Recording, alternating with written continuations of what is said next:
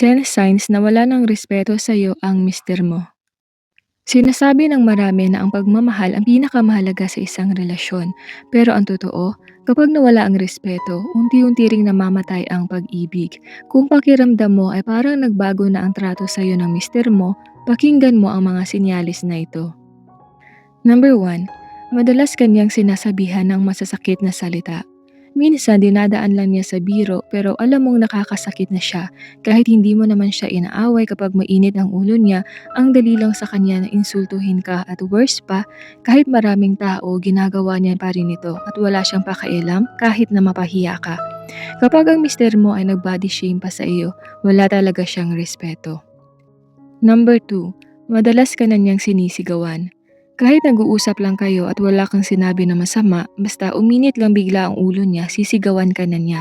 Kapag nakasanayan na niya ito, paulit-ulit lang na ganito ang approach niya. Number 3, sa tuwing nag-aaway kayo, ikaw ang sinisisi. Kahit kasalanan niya o kahit walang kinalaman sa iyo ang problema tulad ng stress sa trabaho, palaging ikaw ang lalabas na may kasalanan. Gagawa siya ng paraan para ikaw ang magmukhang mali. Kapag may nagawa naman siyang mali at nasaktan ka kaya nag-react ka, ikaw pa rin ang sisisihin niya kasi nag-overreact ka lang o nag-overthink ka lang o kaya ay masyado kang sensitive. Number 4, hindi ka na niya kino-comfort. Kapag umiiyak ka, nasasaktan o pagod na pagod sa mga gawaing bahay, titignan ka lang niya o kaya ay tatalikuran. Nawala na ang empathy niya sa mga pinagdadaanan mo.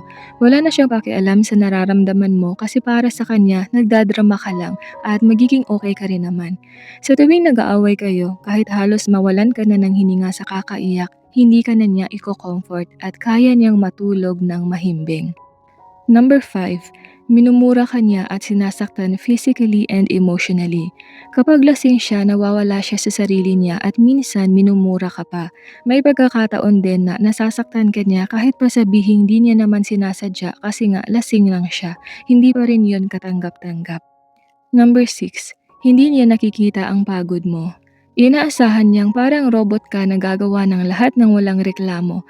Hindi niya pinapahalagahan ang pag-aalaga mo sa pamilya o ang sarili mo mga ginagawa sa araw-araw.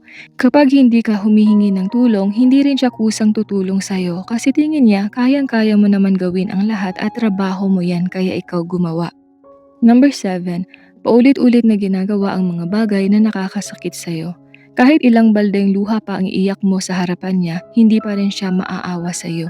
Magsusorry lang siya kapag nag-breakdown ka na para lang tumahan ka na pero hindi dahil nagsisisi siya.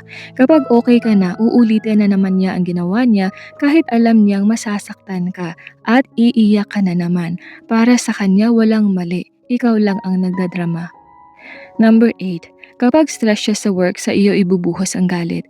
Konting tanong mo lang, galit agad. Konting pakiusap mo lang, isusumbat na agad na sinasakal mo siya. Hindi na kayo makapag-usap ng mahinahon.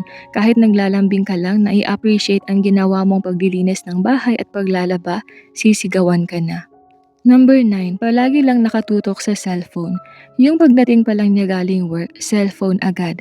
Kahit nasa tabi ka niya, hindi niya bibitawan ang cellphone niya para makapag-usap sana kayo. Kasi mas nare-relax siya kapag nanonood ng mga videos kaysa kausapin ka.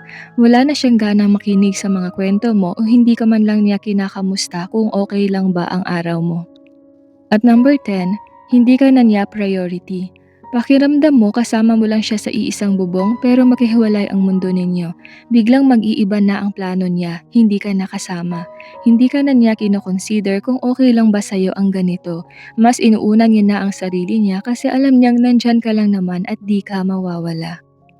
Kung nararanasan mo ang karamihan sa mga senyalis na ito, tandaan mo, hindi mo kasalanan na hindi ka niya rerespetuhin, pero desisyon mo kung hahayaan mo siyang patuloy na gawin yan sa'yo.